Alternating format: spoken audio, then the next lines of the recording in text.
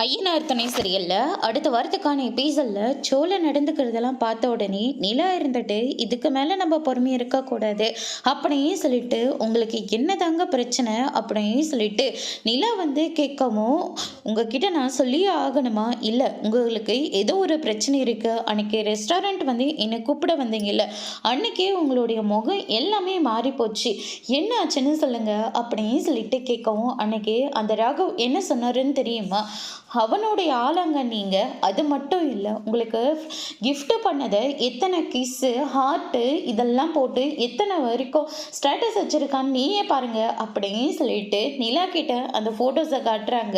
அதை பார்த்த உடனே நிலா வந்து பயங்கரமாக ஷாக் ஆகுறாங்க. அதுக்கு அடுத்ததான் நேராக ராகவ் கிட்ட போயிட்டு நீங்கள் எதுக்காக ஸ்டேட்டஸில் அந்த ஹார்ட்டு கிஸ் எல்லாம் போட்டு வச்சுருக்கீங்க, உங்களால் எனக்கும் சோழனுக்கும் நிறைய பிரச்சனை வர ஆரம்பிச்சிருச்சு அப்படின்ற மாதிரி சொல்லிடுறாங்க.